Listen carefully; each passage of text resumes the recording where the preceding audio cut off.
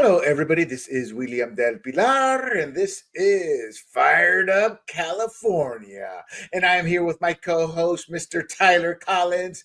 And I want to welcome everyone back. This is our second episode, and this is where we bring all things from the Golden State to your doorstep, or what was formerly called the Golden State. Today, we're diving into insurance chaos in California. We'll talk about the FAIR Plan, why State Farm's rate hike got the big no from the state, and how all this will affect our wallets. And then we're going to move on to something a little bit local, but is affecting literally every board of supervisors in California. And that is what was once a rich surplus in the San Diego Board of Supervisors coffers is now in the red, only 2 years after Democrat control happened. Mr. Tyler, how are you doing? I am doing great today. How about yourself, William? Hanging in there, but I can't really say Mr. Tyler because people get confused. Oh, that's his last name. It's Tyler Collins, but both of them can be used as a first name, can't they? Tyler or Collins? Well, typically it'd be Colin is the first name. Yeah, I've never heard Collins as a first name. Yeah. Hey, but today's education system, too many will get confused. That's right. So how have you been doing, brother? I've been good, just hanging in there working, and had a nice Valentine's with the wife. Went down to Carlsbad Village, did the whole Carlsbad thing. For the audience out there that may not realize, actually, that's not true. This is California. For the audience that's not here in San Diego, Carlsbad is arguably, with La Jolla, maybe the Gaslamp area, probably one of the top 3 prettiest places in San Diego, don't you think? Yeah, I love it here. So, well, let's get right into it here, and stop at the shop talk, I guess. I have an update for you guys first. It's not breaking news. It was breaking news when I was putting this out, Tyler, but it's just news now. So there's been a rejection by the state to the insurance company. So California Insurance Commissioner Ricardo Lara rejected State Farm's request for an emergency rate increase. And this sets up a potential conflict with the state's largest insurer, State Farm, who is my insurer. To be quite honest, I am lucky, Tyler. I am one of a handful of people in this state that they kept. When I say handful, probably 10, 20, 30,000, but not many. And this decision... But that is a handful compared to the millions and millions of Californians that there are. True. And I'm speculating a bit, to be full transparent. I did not look up how many State Farms, but I do remember reading long ago, they whacked literally most everybody in the high fire area, and where I live, Valley Center, some consider it a high fire area. Now, Lara's decision, the California Insurance Commissioner Ricardo Lara, he went against his staff of experts, and he's requesting more information from State Farm. He scheduled an in-person informal conference on February 26th at the insurance department's office in Oakland, which that in and of itself is going to be an adventure to get through, because we know Oakland's not it's a cesspool of crime. I'm being facetious here, people. But so State Farm's response, well, in a statement, State Farm expressed disappointment over the rejection, indicating they might reconsider their position in the California insurance market. People, insurance companies are leaving. We have a handful, if that, of insurance agencies here in California. We'll get into why. But they did emphasize having provided extensive information in response to the commissioner's query. Tyler, I'm not sure if you have it in there, but what was the rate increase request? Do you know? The rate increase request was about 22%. And so then that was the rate that was denied, I believe. Correct. In fact, I think it was 22% for the homeowners, 15% for renters, and 38% for condominium. 38% for condominium owners. Now, so, Tyler, because a lot of the news articles you read just say 22% if you look at the headline, but like you said, that's actually different for different groups. 38% for condominium owners. There's a lot of people who live in condominiums. It's an incredible amount. For example, I live in a condo. You might think of it more of a house, though. It's a standalone structure, basically. But I only own the interior, and so I would fall under that 38% if I was with State Farm. Tyler, why is there such a discrepancy? I mean, I get the renters. Renters are kind of like out, in their own hemisphere. But is there a reason there's three different percentages, or did they just make it up for three different percentages? Well, if you listen to people like Bernie Sanders, then they just made it up because they want to extract more money from you. So they just got greedy, Gotcha. Well, so State Farm was citing over $1 billion in claims from the Los Angeles County fires and anticipates further significant payouts.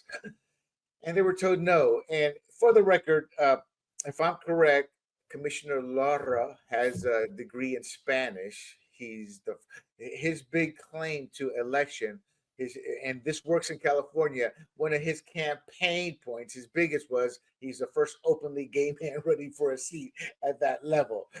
Nothing. It's like, what are your qualifications? Doesn't matter. I'm gay. And to the gay audience out there who are conservative, we're not picking on gays as much as I kind of don't care if you're gay, straight, polymorph, whatever classes there are out there. I care if you're qualified to handle the task at hand. And it looks to me, Tyler, he has failed in his first test. Your thoughts? Yeah, it seems so. I mean, like we said, this is last time off. Too often you have ideology coming before practical, just common sense decisions. And well, we'd understand from a sort of basic perspective. Oh, people think, all right, if the insurance commissioner rejects this rate hike, well, that's good for me, right? Because then my insurance doesn't go up. Well, what if State Farm pulls out of California and then you don't have any insurance at all? Would you rather have expensive insurance or no insurance? So that's kind of the whole logic of this falls apart really quick after looking further. Oh, and you're right. But the campaign tactic is they want to raise your rates 22%. And the average person, when I brought it up to my wife, she goes, wow, 22%. I go, babe, if they don't raise it, they're going to leave. And then she asked why. And we'll talk about this. But right now, the insurance company, at least State Farm, is paying $1.08 per every dollar claim. So they're losing money. And in a nutshell, as Tyler said, do you want the rate increase so they can remain in the state or not? And it's not blackmail. This has been going on for decades now and not being, it's kind of like owning a business, Tyler, I believe, and wanting to raise your prices because inflation hits, but you got to go to the local city council. Can I raise my price? And they're the ones who dictate if you can or can't. And if they say no, you're kind of screwed and you go bankrupt. And that's what we're watching in action. So there is a default method. Hey, well, there's something more to that too, because there's a lot of people who have this line of thinking. They have certain assumptions about economics that aren't true necessarily. And so the local council person can say, I stopped the restaurant from raising their prices. Look how much money I saved you. And so now this is a campaign tactic for them, because when they run again, they can say, look at all the great things I did. And so many people believe them. That's right. That's right. And I'm not going to digress, but I'll make this one quick comment. I put all that in our public education system. Instead of somebody saying, well, hold on, there's less people living in my community because they moved out and said they couldn't afford it. Why is that? Instead it's like hate insurance companies, and that's how we're taught, All right. But there's a fallback, California. It's kind of like Cobra. When you lose your job and you're kind of stuck in between your next job and getting health insurance, you have Cobra. The problem that we all realize with Cobra once we leave our first main job is, I can't afford Cobra. We have the Fair Plan, which is something similar. It's your last resort for those who can't get insurance. And I kind of, when I was doing my research, I don't know, I had read a Captain America articles and the movie came up. So I put it in my notes as origin story of the Fair Plan. Yeah. The Fair Plan was established in the 1960s. It was established to combat insurance redlining, insurance in high risk urban areas where there was a lot of arson, a lot of unlawful. It was just not a good place to insure buildings. They were getting destroyed. Just a lot of bad things. And so insurance companies said, we're not going to insure your building. No, we're out of here. And so they created the Fair Plan, and it was focused on preventing arson and ensuring insurance availability. So it evolved again initially for urban properties at risk of civil unrest or arson, but it expanded to become an insurer of last resort, enter wildfire country. So now it covers natural disaster prone areas like where I live, like wildfires for both residential and commercial sectors. And this is typical of government. Something is created for a specific purpose, then expands, balloons. You don't get qualified people to run it. You get politicians making decisions based off of business numbers, but they don't care because, as Tyler already said, hey, look what I did. It's about the perception of sticking up for the little guy when in reality they're destroying the little guy long term. It is technically, Tyler, a private association of all property insurers in California. It's funded by policy sales. It is not state funded, but that's a bit deceiving because there's a responsibility chain associated with this. The Fair Plan is it's managed by the Fair Plan Association with contributions from insurers, regulatory. And this is an important part. It has regulatory oversight by the Department of Insurance, and the legal framework is by the state of California. So in my long-winded way, what I'm trying to say is the insurance companies fund it, but the state controls it. Is that fair to say that, Tyler? And then would you say, do the insurers have a choice in contributing to the Fair Plan? They do not have a choice. If they don't have a choice. Insurance in California, they are also going to provide into the fund of the Fair Plan. It's a catch-22. You're screwed, you're screwed, you're screwed. So they agree on a set rate for insurance that they can make a profit on. This was, 20, 30 years ago? And then they have to ask the state if they can bump that up to cover the risk. Let me tell you people something. In a nutshell, the risk has been going up. Why? Hey, the rich social coastal elitists, they don't want any building there, and then when they do build there, a 1,300 square foot house that's really built for two people costs you $800,000 to $5 million now. So they move inland and they build inland in wildfire country in an area that you can't do any deforestation. So the risks go up. So the risks have gone up higher and faster than the cost to maintain that risk. So the Fair Plan is legally set up to offer a temporary safety net for fire insurance until the market coverage is available. Tyler, the market coverage hasn't been available. That's the problem. People have been using the Fair Plan as their permanent form of insurance. Is that a fair assessment? I'm trying to remember who. Let me look this up one moment. All right, while he's doing that, who is the person who wrote this quote? I think this is an old proverb. There is nothing more permanent than a temporary solution. Oh, especially there's nothing more permanent than a temporary government solution. This is a great example of that. Exactly. So here's the problem with the Fair Plan, and this is the government's fault. Despite the known risks, despite insufficient reserves, we'll get into that, how much money is in the plan. Despite all of that, there's been little to no reform. Yet it is the default for those without insurance options. So in essence, it's you have insurance and you go, oh yeah, please no fire, and boom, we get fires. It's funny. Before we move on to the next topic in understanding the Fair Plan, what irks me is what I just said. You cross your fingers and you pray. And yet it's as if Newsom is praying to the God of Satan here, because there's no deforestation, there's no water upgrades. We let the water flow. It's like Newsom and company, the Democrats are like, we're just making it as easy as possible for there to be fire, while the people under the Fair Plan are begging and praying that there is no fire. Am I fair to think that? Yeah, it's this tragic irony that you had all these things. They talk out of both sides of their mouth. On the one hand, they're not actually going to enable you to clear forest or maintain a safe ecosystem in terms of wildfires. And yet then they talk about, the poor homeowners who they lost their home or they're at risk of these fires. It's like they're not helping on the one hand, and then they're saying, but the poor homeowner. So we'll just give them this Fair Plan and they'll be fine. And despite what Democrats want, and I keep saying Democrats, people, because we are a Democrat state.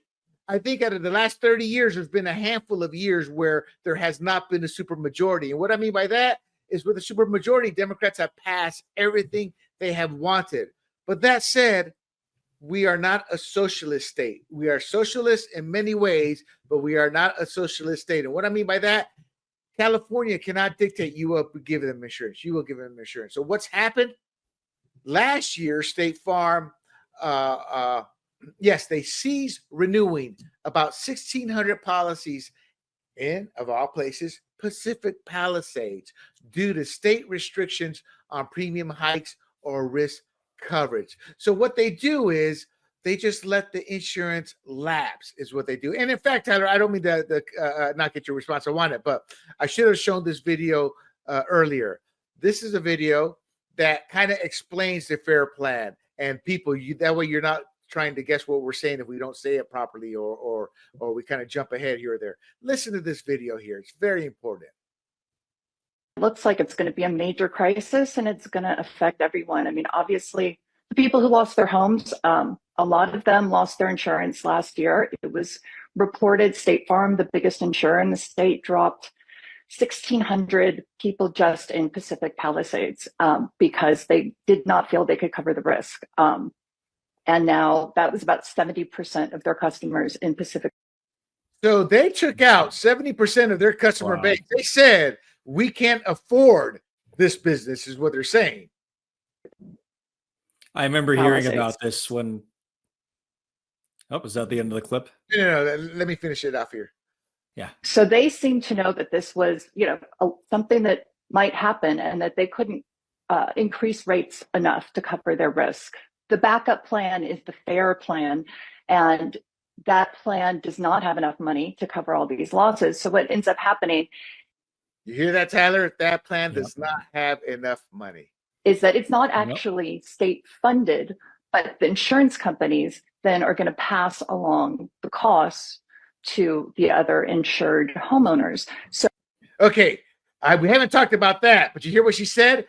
It's the costs are eventually going to be passed to you in Carlsbad, to me in Valley Center, to every San Diegan, since we are a San Diego-based show, and we are going to get into that. So everybody across the state is going to end up having to pay for this and increased premiums. So, the cost of living in California is already so high, but the FAIR Plan said the most recent number I saw was $300 million approximately they had in reserve. And Tyler, I saw the numbers. We'll talk about this. You're looking at anywhere from 35 to 40 billion in damages from this fire. That this is going to be billions of dollars that the rest of us are going to have to pay. And this has been known that this is a problem. It was reported all last year, and very little's been done. Nobody's really tackled the bigger problem. Yeah, that was it. And that's from News Nation. Check them out. They're not my favorite broadcast, but that was a good interview. And to the audience, I kind of cut in and out there because we're always worried what YouTube's going to do, even though we're using it for news purposes. But we're gonna get the impact will be felt by homeowners because the more people that rely on the FAIR Plan, the more strained it is. And as you can tell, with this one devastating fire with only $200 million in surplus last April, a major disaster. And when my research said is going to worsen the stability of their FAIR Plan. No, this last fire, in essence, in all intents and purposes, has made it bankrupt. Now in February 11th, 2025, before this rejection of raising our rates, the insurance companies went to the state and said, we're requesting $1 billion be made to private insurers to cover the shortfall. An agreement was made that lets. So say that one more time, William. Okay, so what I'm saying here is an agreement was made from the state and the insurance companies for a $1 billion request, and to allow the insurance companies to pass $500 million of that request to us. So the money was going from the state to the insurance companies, and then the bit of that money was then going to the FAIR Plan. Is that correct? Well, that's what they're asking to. They're asking for the 1 billion. We need money. We need money. So 1 billion isn't even. And again, enough. the money, that billion, is coming from the state, and Correct. who funds the state? The taxpayers. Well, we do, and on top of Yes, that, exactly. they're gonna give us. They're gonna charge 500 million of that's gonna be charged to us, so it's a double dip, and that's gonna add approximately a $60 surcharge or fee to each of the 8.3 million households that have this insurance. So in essence, it's the only one who gets away, the only one who doesn't have to face any repercussions are the Democrats who created this mess. Why? Because you, my friends out there, keep voting these people in. And I'm not saying that to chastise you. I'm saying that this is what we voted in, and now we're suffering the consequences. And the only way this will change is if we vote them out. And make no mistake, Newsom is termed out as governor, but he wants to run for president. And this alone could be the final nail in his coffin, because Newsom has never been challenged. He's been given cakewalks. The media protects him. The people believe him. That's not how it works across the nation. So Newsom, the only saving grace we have in this is Newsom is going to do everything he can to make it work. If not, on the sad side, he's going to do everything he can to make it look like he's helping us, which is what he does. So FAIR's reserves are just 200. I listed 200, but it could be from 200 to 300 million, since that was from April 2024. Now, they're asked, I mean, we're looking at a 35 to 40 billion dollar damage here. In Palisades, it's over 5 billion alone. So people who are relying on this, it's already bankrupt. Now FAIR uses what they call a reinsurance up to 2.6 billion, which is insurance on their insurance, but that only gets them to 2.5 billion. So there's still 2.5 billion they're going to be able to get through their own insurance. Hey, we need you to insure our insurance, which is actually, so reinsurance, funny you mentioned that. So my wife's mom actually does reinsurance.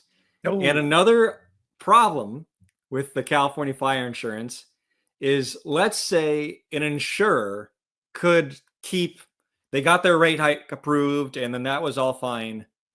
Can the insurer find a reinsurance company?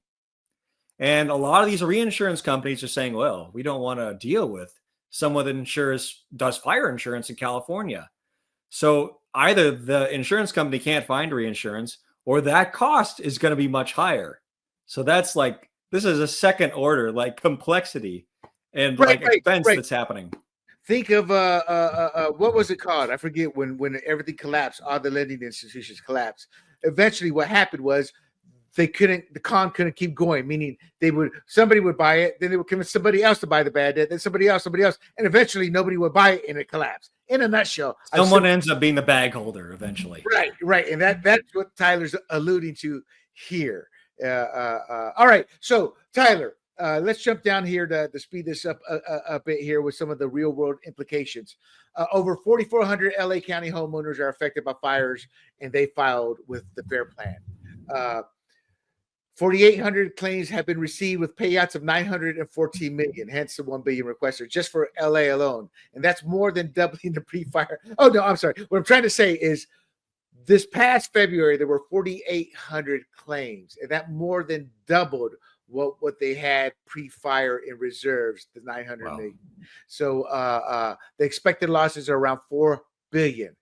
Core Logic, it's somebody who's estimated all this, estimates LA area fire damages are between 35 to 45 billion. Just LA. Oh, I'm sorry. Yes, LA. I was correct. LA. So I was wrong. I apologize. I said all of the damage. I was thinking all the fires outside of LA. Remember the fire that started up a week later, but this is just the LA fires, 35 to 45. This is just the LA fires. Right. 6 billion in Pacific Palisades. Okay, so here's the interesting thing. The fire affected zip codes, 16% of homes were with FAIR plan policies compared to 5% statewide. And what that says is how many FAIR plan ownerships there were in those areas, because it's high risk fire, and the state did nothing. Your thoughts quickly before we move on to the next bullet point there on that. So that's amazing. So The FAIR plan, it's already out of money. We've already had, looking at the bullet point you had there, payouts of 914 million, more than doubling pre-fire reserves. So in other words, pre-fire reserves are already gone. And we have expected losses around 4 billion. But then this is yet to be paid out. So that's already bankrupt. And they still have to pay out billions of dollars. Incredible. Oh, right. And Tyler, did you say it was your mother or mother-in-law that does the reinsurance? My mother-in-law does reinsurance. Yes. So did she tell you who actually eventually foots the bill if reinsurance is insufficient? Well, then that becomes something like 2008, right? When IGN went BK. We cover it. The insurers. Yes, the taxpayer. So, yes. So our rates could be going. ING, yes. That was when ING had the crisis, right? Which they were holding all these contracts, right? Exactly. Anyways. See, the only person who eats it here is we, the people, because we're the treasure chest that is perpetual, So state government's response, Governor Newsom and the state have been criticized for inaction. You think, Tyler? Let's see. Ricardo. So Ricardo Lara is trying something new, which doesn't make sense to me. To me, it's like, let the market dictate. The market will dictate the cost. That will translate to us eventually putting pressure on our politicians. Hey, our insurance costs are too high. Y'all need to do some deforestation. That's how it would work. So he is stating something called sustainable insurance strategy, and that aims to lessen fair plans dependence by incentivizing insurers in high risk areas using predictive models and rewarding safety measures. I mean, to me, it's like they still want to keep their foot in the market. And my point is, it's just like the free market. What do you make of that of trying to incentivize? I mean, incentivizing is you, California, doing your job in the deforestation, making sure our hydrants have enough pressure, et cetera, et cetera. That would create a scenario where they would come back, don't you think? Well, this is just another example. We talked about one thing, Democrats, they put ideology before real world solutions. And the solutions that they do bring forward are just kind of fixing things around the edges. It's just kind of just trimming things up here and there. Okay, so you incentivize some people, they're going to maybe change their roof to be metal instead of asphalt shingle. But what really needs to happen is a systemic overhaul. You need a systemic overhaul to fix a systemic problem. The systemic problem is that California's forests are just full of kindling, and we need to have better forest management, and we need to completely overhaul that. But no, let's actually push that, and you're going to have like more energy efficient appliances or something, and less chance of sparks, and change your roof. And they're going to offer that, and they're going to call it a day and said, wow, we did something. In 2028, you're going to say, wow, look what we did. We fixed it, when they didn't really do that. Right. And the other issue I have is, okay, SDG&E and P&G, it's time to realize you're not going to make multi-billion-dollar profits this year. But we'll work with you to keep your job so your shareholders don't throw you out, because no mas, put those damn telephone lines underground. Period. End of story. Because these people make billions in profits, and they don't want to freaking put the number one of the major causes of fires is also these sparks that come from these transformers, and they don't want to put them underground. In some cases they can, I get it, but that's their given excuse for everything. Now there's concern. This is a big lie. All my reporting out there said there's concern about insurers exiting the market, worsening the insurance crisis. Why do I say it's a lie? Because they've been exiting the market. By exiting the market, one way you exit the market is you don't renew policies. And that's been happening en masse. Quick thoughts on that. It's like saying I'm concerned about egg prices, but egg prices have already been up for like years. Oh, that's old news. Right. And here's the kicker. Policies increased from 200,000 in 2020 to over 450,000 in terms of fair plan policyholders. It doubled. So this isn't a concern. It's happening. So here's the other kicker. that we had not mentioned and that nobody else is mentioning, Tyler. You want to know what the true exposure is for the FAIR plan if everything went south and they had to pay out to every single policyholder? 460 billion. 460 billion you're looking at. Let's just put that in perspective. So what is like the GDP of San Diego or something? The San Diego County. I have no clue. All right. Okay. San Diego County's gross domestic product is 300 billion. How much in losses is that you said? 460 billion. So that amount of losses is greater than the entire like gross domestic product of San Diego County. Just for context of how much that is. What about California? Pop in California real quick. Let's see. California has a big GDP from all the tech companies. That's let's see. On 2023, it was 3.9 trillion. So it's huge. But still, I don't know what percentage is, but that you're looking at. What's that in percentage of the GDP? I mean, I'm thinking. Let's do that. All right. 3.9 trillion divided, or what is it? So you said 400 billion. 460 billion. 460. All right. Don't forget that 60. 460 billion by 3.9 trillion. I'm seeing that's about 12%. Yeah. See, and the reason I wanted it in a percentage is that's 12% of our GDP as a state. Now, y'all may say that's only 12%. But in these type of numbers, that's massive. By taking, look at it this way, California. If something like that happened and the FAIR plan had to pay out and the state had to foot the bill, you're talking about a complete change in our budgeting, how we fund everything else. All these other programs gone. And you know we would no longer have potholes that we'd be complaining about. We'd have sinkholes because they would cut everything to help us and keep the 50 million of trust or treasure chest they had to fight Trump. Yeah. So some ways they can actually fix this is changing immediately, coming in and allowing them to. Look, every company is in there to make a profit. That's how it boils down to. You just don't want them to be greedy. A jeweler, for example, will raise their rates up 300 to 3,000%. You're paying more than what they paid for. We don't want the greed in there, but you got to have some type of modeling system that is actually true and the devastation these fires set to make insurance work in our state again. And I'm not sure that is going to happen.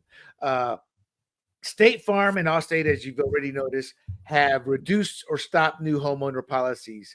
Insurance have paid out more than they've collected in premiums. Again, Tyler, your thoughts real quick on they're paying in roughly $1.08 per every dollar given out. You're talking billions here in payouts. That 8 cents devastates them and puts them bankrupt, literally. The way they have built their business, they're able to compartmentalize and keep themselves solvent overall.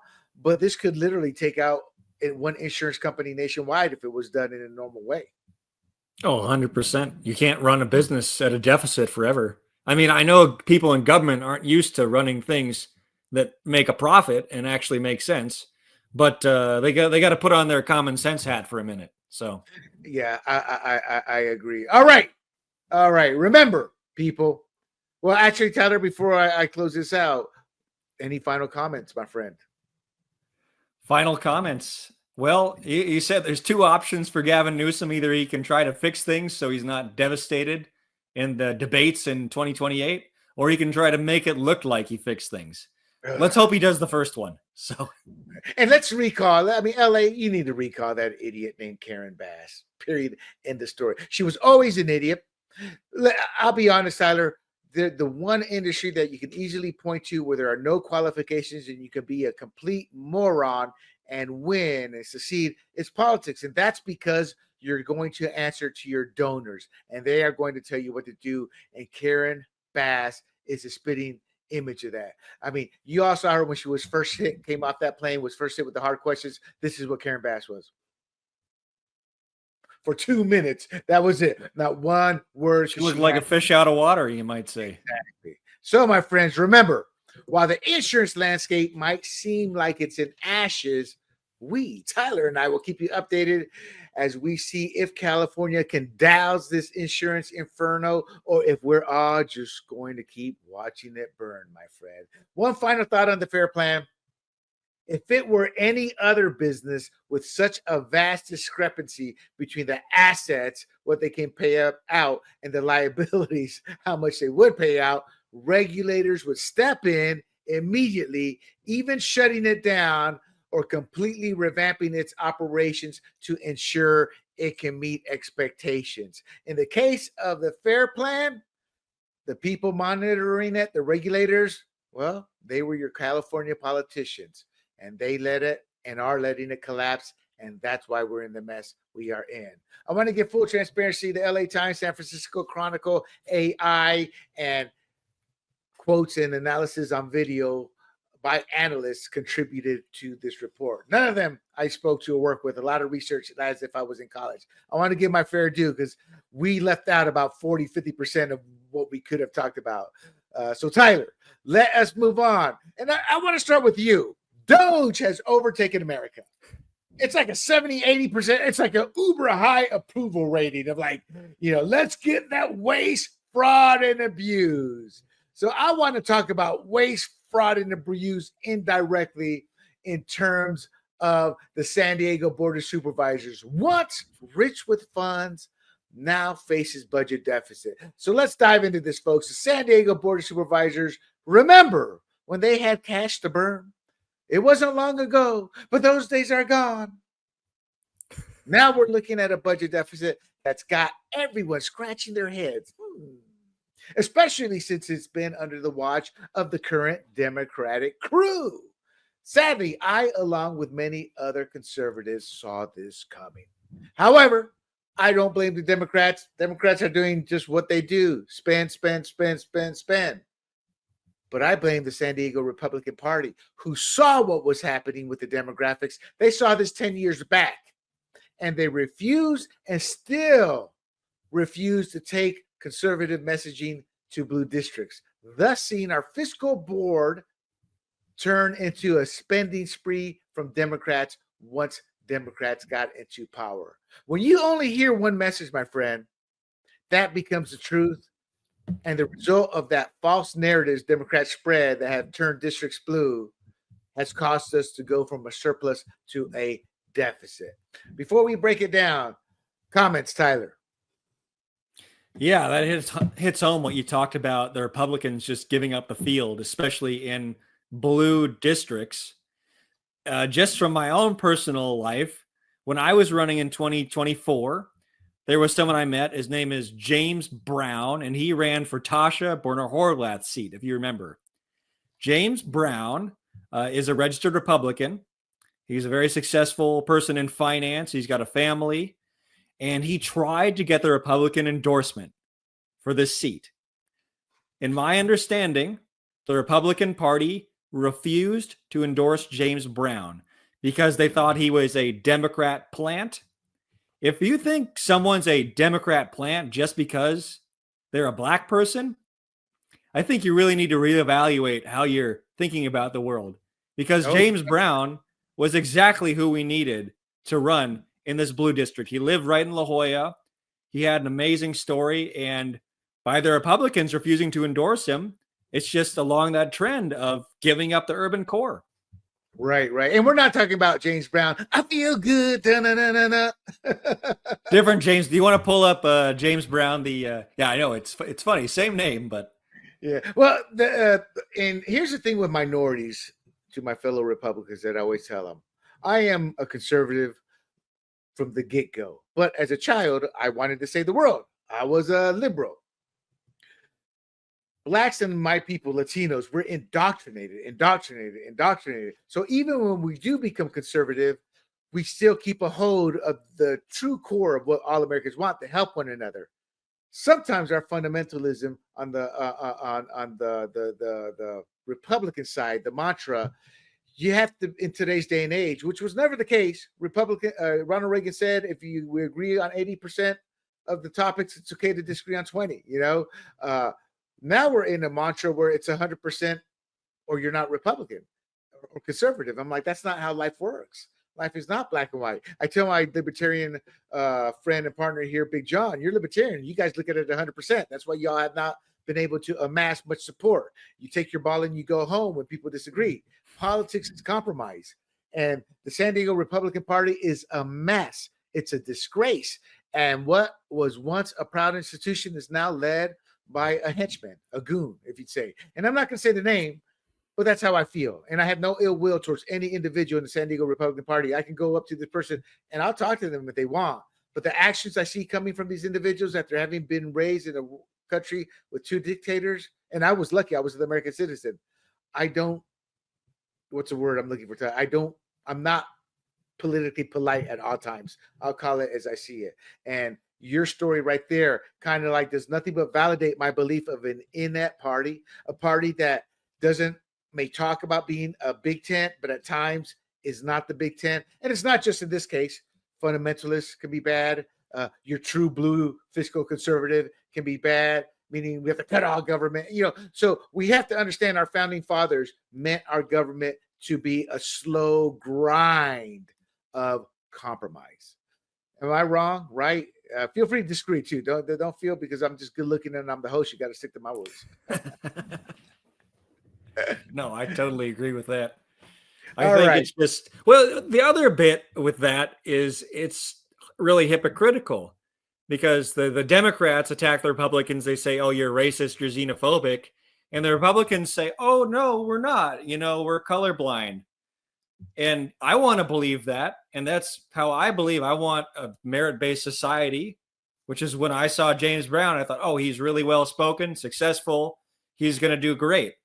But then you have these other elements. And when they sideline him, it makes me think, well, how did that happen? You're not standing up for this colorblind society if you're not giving James Brown a fair go. So we have to hold ourselves to a higher standard.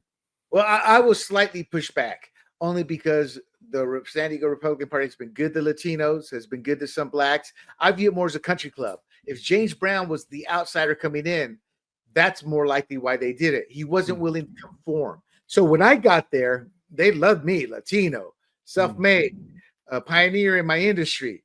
But then I spoke my 2 cents worth. And all of a sudden I went, yeah, I don't know about that guy. And I would suspect that's probably what happened to James Brown, meaning it didn't have as much to do with his color as much as you're not willing to fall in line. And I've seen Democrats tell me about that same thing.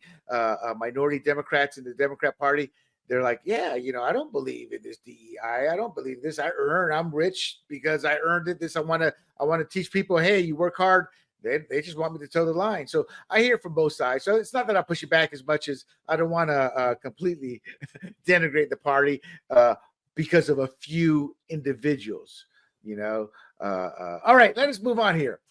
Where the budget stands. Well, the San Diego Republican Party, the San Diego Board of Supervisors is facing a projected budget deficit that mentions about $140 million one-time funding gap for this upcoming fiscal year 25-26, and it's expected to grow to $322 million by fiscal year 29-30. So that means that for this upcoming fiscal year 2025 to 2026, the county anticipates spending $140 million more than it expects to earn.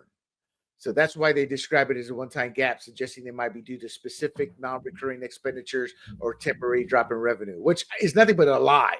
That's how they're trying to cover it up. Oh, it's a one-time thing. Yeah, we expect it to get worse, but we're going to work on fixing it. And they blame this shift. They attribute it to changing revenue streams. Again, in my research, and I purposely left it into revenue streams, it's not attributed to changing revenue streams. It's attributed to changing tax policy.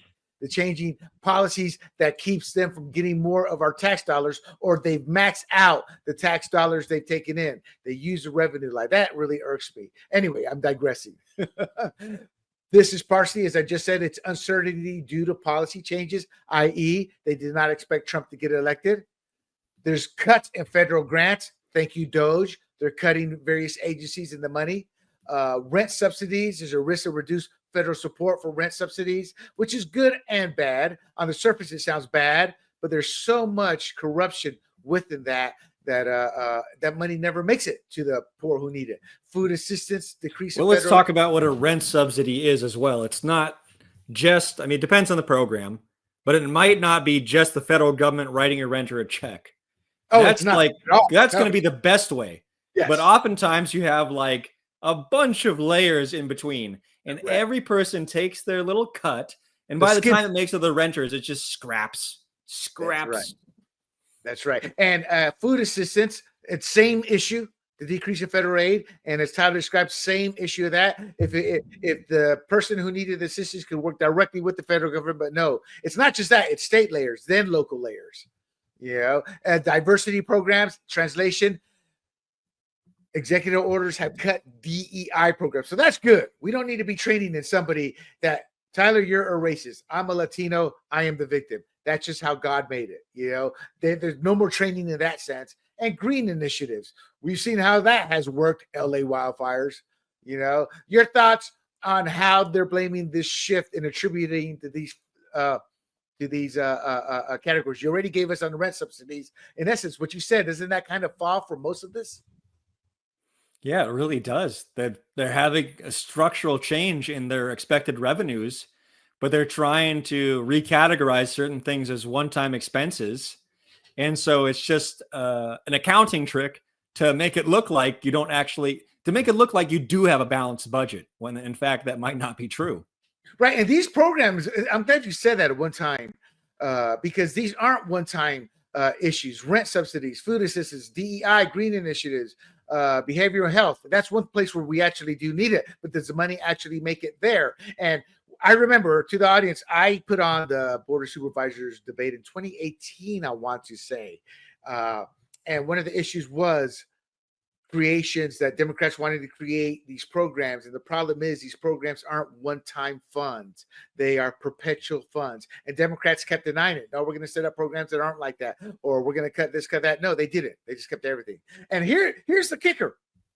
One of the potential solutions, we're going to bring consultants in to address this shortfall. You know, all that's going to do is cost more millions of dollars. And what they're saying is our staff does not have the capacity to help us figure these problems out. And the reason I say that is you're supposed to, there are divisions and departments in place to use to figure out the solution. You're supposed to hire your staff of experts to help you figure this out. None of that is in place if you have to go out and hire an outside consultant, which is usually nothing but a payoff to a consulting company that helped you get elected or that the party itself uses at times.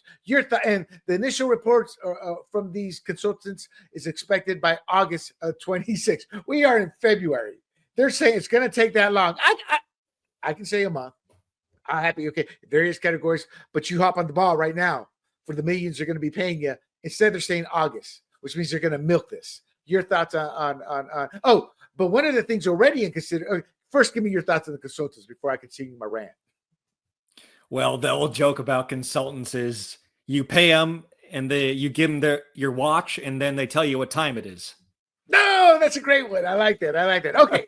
Now they're also talking the obvious Democrats, tax hike considerations. There's also talk of exploring. We're just going to explore, Tyler, a tax increase because of the uncertainty. Before we move on to that topic, I want to say there's nothing wrong with a consultant by itself, but the word has become a dirty word. Because so often it's just a path towards corruption where one hand feeds the other. The politician's nice to the consultants. And then when the politician's term expires, well, now for no reason, they have this nice position at this consulting firm with great benefits. Oh, it's amazing. These are legal grifts, but they're grifts because people think of grift as something illegal. You know, not like the grift, somebody saying they're going to fix something. Next thing you know, they're fixing everything, and then you're kind of stuck. Yes, it's a legal grift, but it's a grift. So the tax hikes, it's supposedly still in a discussion phase with public polling and a detailed study of funding possibilities being considered. It's like, Tyler, that's just a flat lie. They're looking at how can we get away with raising taxes. Am I wrong or right? Yeah, every time I hear public survey, I just laugh because I've seen at Carlsbad city council meetings, the staff will give some report about, well, we did certain public outreach. What they really mean is they had a little post on some website and they had 10 people who made a comment, and that was public outreach. Or they had some tiny billboard they put up, and now they can use that. They just point to it. It doesn't actually mean they talk to people. They can point to it and say, well, the public's okay with this. Yeah, exactly. And we're not.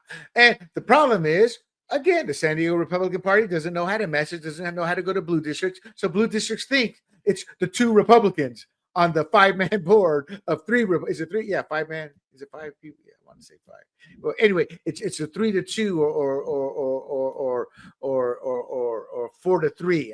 I should know this. I apologize. It's 5. Yeah, BOS is 5. Yeah, yeah. So the Republicans don't own anything. Now there is some commotion because there's a leadership change. Nora Vargas unexpectedly, after winning re-election, is stepping down. And that's going to influence how it's going to be managed because there's a race. Vegas odds, which they don't have odds on this, but there were Vegas odds. It's going to go Democrat again because it's a heavily blue district. But I think there's a slight chance we can pull the upset. Well, you know what I was thinking too? If McCann can if he can highlight this issue with the deficit, then he might have a shot. So we'll see.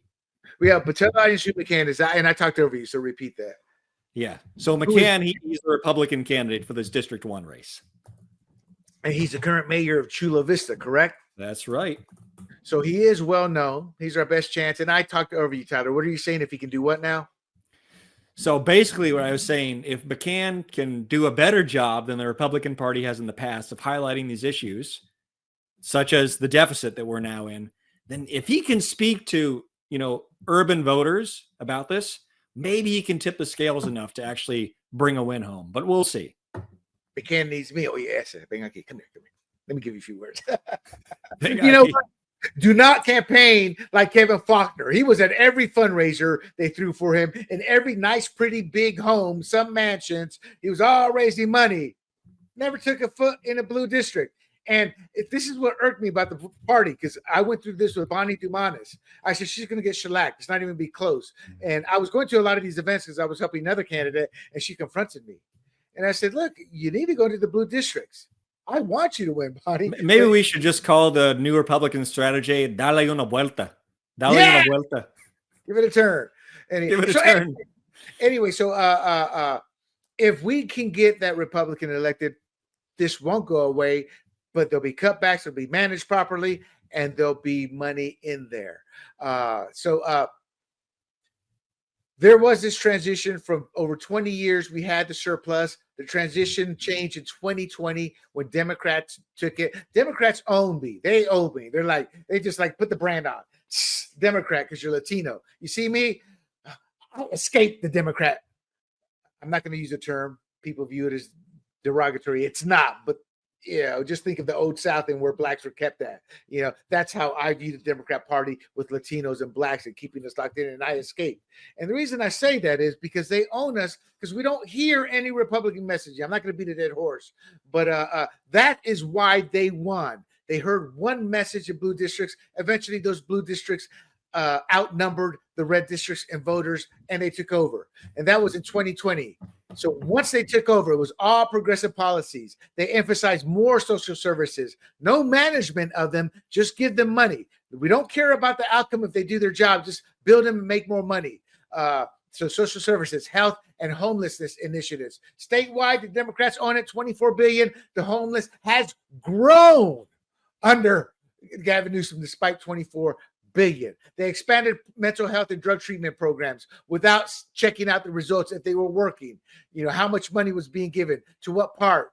So all that required additional funding with no checks and balances. Then they had initiatives like housing our youth for mental health support. Again, no checks and balances. Fostering academic success in education for at-risk youth. Translation: more money to go into teachers' unions without any outcome results-oriented checks. So they did all of this, and they wonder why it blew up. What are your thoughts on the no checks and balances, the funding uncertainty? You're looking at the economic factors of tax revenue being one, people leaving California. Everything was negative, is what I'm trying to say, Tyler. And I know you're going to agree with me. but you ran for office. You saw the numbers. You're a smart guy. Everything I've said, what are your thoughts and how bad is it? Am I making it sound worse than what it was? No, I think it's hard to understate how bad it is. It's difficult to understate that. I think most people don't understand how bad it is. It's like most voters, I think they're sitting there, the meme with the dog and it's the flames are all around and the dog says, "This is fine." That's the state of like California's budget and like where we're headed. Like if we don't, it's like the duck or the chicken in the water. Hey, it's getting warm. I kind of like this, not realizing their dinner. Yeah, that's where we're at. And that's why I ran for office, because I saw it's not going to happen tomorrow. It's not going to happen a week from now. Could be 10 years from now. Could be 20 years from now. Well, but when I have kids and when they have kids, I want them to be able to live and prosper in the same state that I love. So that's why I ran. At the rate we're going. But let me get you ran for office. So the public perception, social media, that's where people get their quick access to how the public is looking at this. They're frustrated. They are angry about this, but they don't know how to be angry or what they're angry. They're just angry that it's happening. I think there's going to be more public forums, more town hall meetings. You're going to see increased attendance with the poor residents, the individuals who are directly affected by this. You as a politician running, how would you attack this to showcase this is Democrat incompetence? Not even Democrat incompetence. This is my opponent's incompetence who believes in these philosophies. What would be your advice? I mean, you already said go to Blue District, but what kind of mantra would you give him to run on? McCann. You got to give him something really clear. You can't get bogged down in the details of some numbers and some accounting sheet. It has to be a clear example of failure and a clear example of what you would do to do better. You talked about voters at town halls. I think about the flooding in National City. A Republican candidate in National City could have gone down and had a picture and said, "Look at all the trash that blocked the storm drains. And my opponent didn't clean it up. They spent money on X, Y, and Z, and they didn't spend it protecting your homes." It's very clear and obvious. And they say, my solution is we are going to save money over here, and we're going to take a bulldozer and clear out the trash so this doesn't happen next time. That addresses the people's problems in a very clear way, making you look like you have a good solution, and your opponent does not. They were the cause of the problem. Right. And here's the thing with Democrats. They fall in line. I would look at which Democrats wanted to cut first responders, because they always do. Like, for example, we found out a month and a half ago that it was 40 million more she wanted to cut out of the fire department. I would find that and I would attach that to them. Why? Because they always fall in line. This is what they're telling you. Here's their actions of what Democrats have done. We were in the surplus. We had the money to take care of you. They lost and have no money now. And this is why this can't. And I forget, there's already been a candidate named from the Democrat side. So they say first responders are somewhat protected. And I agree, somewhat. They'll say they're going to protect them, but they'll cut them as well. You're going to see cuts in administrative cuts with the programs. Where you won't see cuts is in the administrative budgets that feed their staff, that feed their cronies, their consultants. So we have to rise up here, my friends, and we have to make our voice heard. Before we go on into our hot takes, California style, Tyler, any final words on this? Yeah, that's a great point. And I think the candidates who are running in the District 1 race, McCann, is going to have a great opportunity. And I'm looking forward to the new revamped Republican Party getting their stuff together, and maybe we can dolly una vuelta. So yeah, let's hope so. All right. So we've talked about the mess the Democrats have made in San Diego. They've got a grand vision of expanding services, but they're completely out of touch with reality. It's like they're playing with monopoly money. Yet that's our taxpayer money. They keep pushing for more taxes to fund their pet projects, but they don't get that we're already drowning in taxes, insurance costs. And now, thanks to Biden's policies, inflation was killing us. Hopefully, President Trump can rectify that, and Gavin Newsom gets his head out of his tush and understands what's happening just to save his political career. And let's hope all that trickles down to us. It's all about feelings with Democrats. They feel good about throwing money at homelessness or whatever the cause of the day is. But what's happening? There are more people on the streets because of their policies. Their policies are driving businesses and the middle class out of California. We're being taxed to oblivion. It's like the Board of Supervisors wants to see how much we're going to be able to take before we break, because they made sure to let us know we're also looking at taxes. The middle class is fleeing. Corporations are looking for greener pastures, and all we're left with is a state and county that's becoming less and less affordable to live in. All because our fellow Californians, but Democrats are clueless about how to manage a budget without just digging deeper and deeper into our pockets. I'm a former liberal, and I can tell you this is not sustainable. And frankly, it's pushing California off the cliff. And as a former liberal, I too wanted to save everybody. As somebody who grew up, I quickly realized it's not possible, but we do what we do. But we can't put the strain on the taxpayer. All right, Tyler, let's get into our hot takes here. Let's dive into something that's been on everyone's mind lately: how ICE is stepping up in San Diego. There's been an ICE raid in San Diego, multiple, Tyler, and it's captured on film. And one person said, that ain't right. There are over 250,000 illegal entries into San Diego in the last 10 months. Fair or not in what's happening with all these raids? Including California. They'd land right on the beach. Many boats. I felt like it was like every other week I get a video from a friend. Oh, there's another. Did you see the boat landing in Carlsbad? I'm like, oh, I missed this week. Tyler, multiple times. You know, it's incredible what they're doing. In fact, let me show you this. This is the one I found here. Let me separate it here real quick, and I'll bring it up to the audience. I had all my notes properly done here, people. Yet the one video I did not have is the first topic we have. So let me bring that up here real quick. Share screen. Here it is. Can you see that clearly, Tyler? Yep, clear as mud. It's ICE, y'all. They take it. Can you hear it? My neighbor. Yep.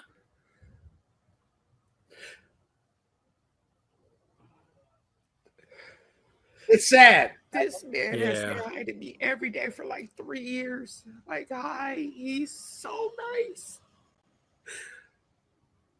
This is so messed up, y'all. Okay, so in a way it is messed up, but there are numbers of up to 30 billion, and we're funding everything. It's our tax dollars. Your child, when you have one, I don't know. Yeah, do you have children, Tyler? No, just cats for now. Okay, cats. Okay, your cat, no. Whenever y'all having a family, they're going to be footing this bill. Look, there's a way to get into this country, my friends, and this has been ongoing. This problem, and this problem started massively back in the 80s when the Democrats broke their promise of helping to strengthen the border, et cetera, after Reagan legalized. And we can't keep doing this. The man is here illegally. I know. I've worked with some illegals in my previous life. The money they earn does not go back into the economy like people say. Most of it gets sent. The company benefiting the most is Western Union. That's how a lot of these transfers are done. They have make probably since the 80s billions off of illegals. So they're not contributing to this country. They're actually undercutting the jobs that should go to our youth, so they learn responsibility, so they learn accountability, so they learn how to critically think. It's not happening because an illegal will come in, undercut them by working at a cheaper labor. And Democrats love taxes, but these people aren't paying taxes. So I may be looking at it harshly, but I believe in taking care of Americans first. Your thoughts, Tyler? Yeah. So if someone just got here legally right at the end of 2024 and they're committing crimes, or either they're not committing crimes, you came here illegally, and I'm sorry, but you do need to be deported. Where my heart does kind of break is if someone's been here for 20 years and for some reason they're still not a citizen or a green card holder, and they have a whole family here, then I start feeling like, maybe we should be focusing on some other people first. And I forgot who said it, Tyler. Somebody said, okay, grant them all citizenship with one caveat: you can never vote in an election for your life. Democrats went crazy. That's what they want, our votes. And they're not all good people. Ask Lake and Riley's family. Ask families across the country. But there's an individual, Freddie Mogollon, a 41-year-old illegal alien from Mexico, was arrested by ICE in San Diego.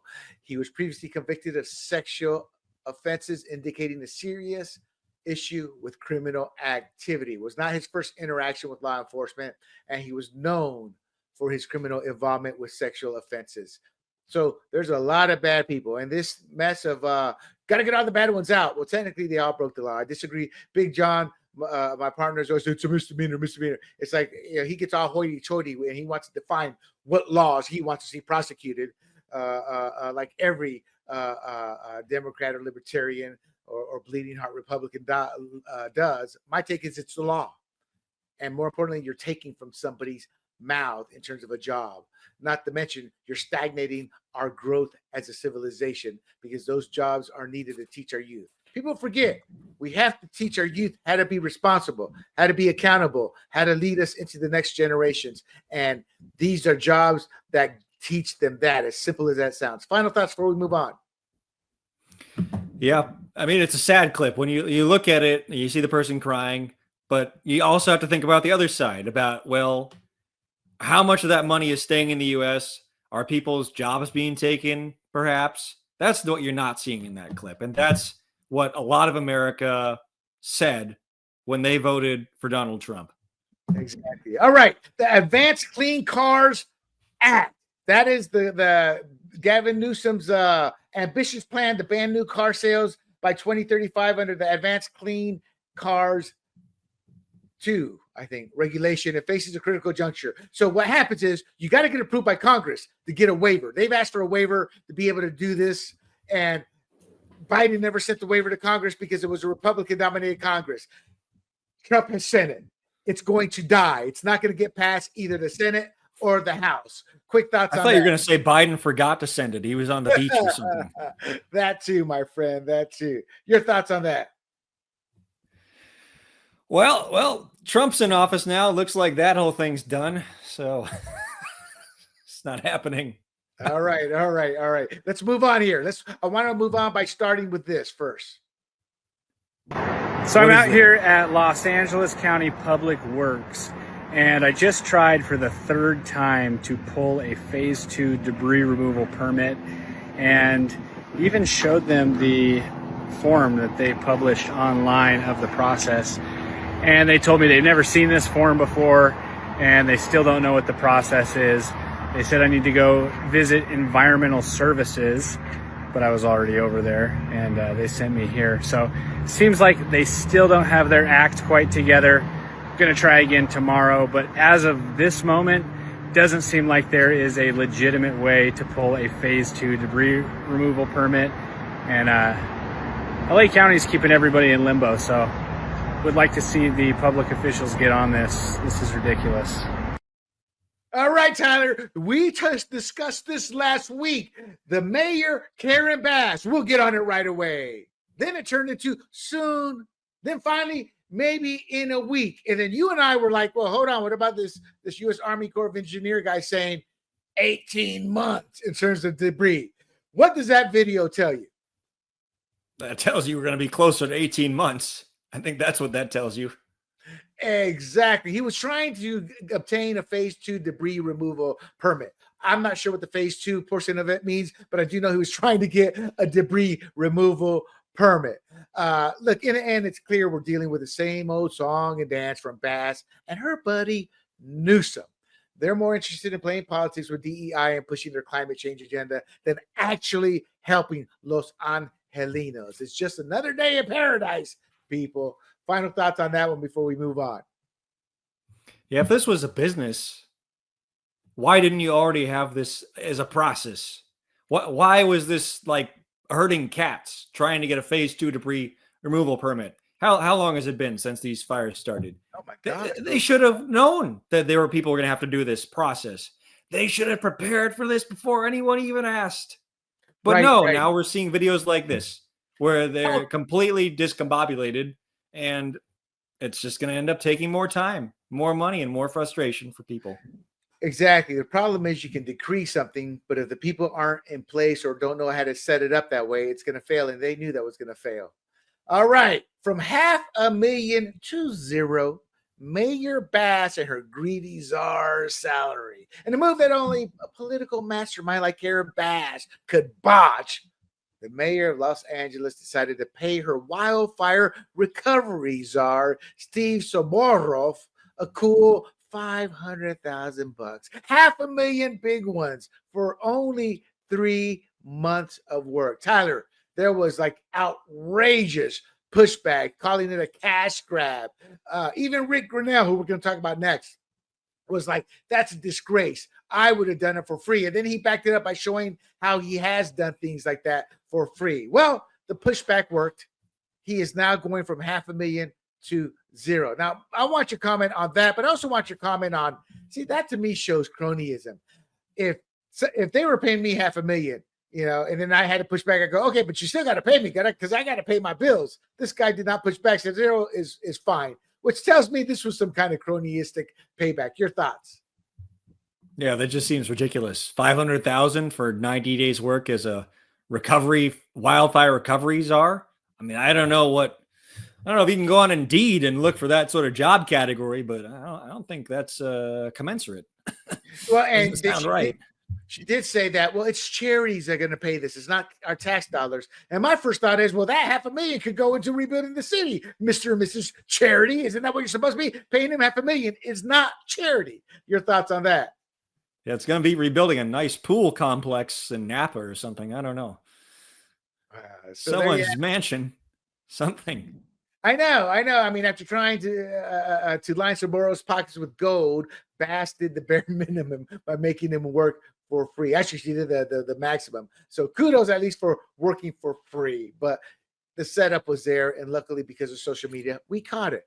Grenell gears up. Trump's ex-aide eyes California's governorship in a potential showdown with Harris. Ric Grenell, a breath of fresh air amidst the state swamp of California politics, is contemplating a run for governor, per the New York Post. He is an envoy for special missions under President Donald Trump and just brought home American hostages from Venezuela. He's looking at a potential battle against Horizontal Harris, otherwise known as Kamala Harris, the poster child for Democrats' identity politics gone wild. Because if there's one thing this state desperately needs, it's someone with the guts to challenge the progressive echo chamber that's turned California into a sanctuary for every left-wing nut job and idea that's ever tanked. So I'm hoping Grenell can steer the ship away from the cliff Harris and her cronies seem eager to drive it over. Tell us a little bit. You know much about Ric Grenell, Tyler? Yeah, I know a little bit about Ric Grenell. So he was the press secretary for Mayor Susan Golding. This was back in San Diego, actually, from 92 to 2000. And this was one of his first significant positions in local politics. He did a lot of communications management and media relations for the mayor's office. He also did work with Titan Corp, as well as some other political activities. But really interesting, though, to talk about what that political matchup would be like. Harris versus Grenell. Wow, that would be something for the governorship. Well, it would be twofold. Grenell is gay, and yes, that is important in this state because of Democrat policy. So I wonder how many individuals from the gay community who have common sense, are logical, because there's a lot of people. Here's how being gay works. It doesn't, meaning we don't care.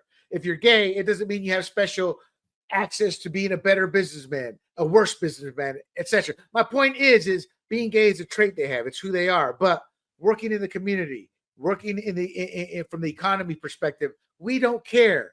So I think Grenell could sit there and make headway in that community, in the gay community, the people who go, yeah, this is going too far. Slicing and dicing a kid's junk is going too far. Giving these types of benefits, that's too far. I work hard and I had just happened to be gay. So I wonder how many of those people he could sway. So that's one kink in the wrench that Democrats would have to figure out. And I kind of threw that at you. And I have no clue, people. Everything I've just stated is speculative because I'm not part of that community. Your thoughts, and neither is Tyler, but Tyler has run. He's been in the political world as a politician more so than I have lately. What's your thoughts?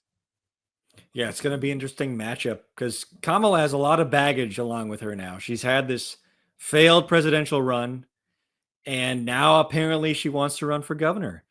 So I don't know if this is going to work out for her. It's what you might say. It's a bold move, Cotton, if you get that dodgeball movie throwback. Well, anyways.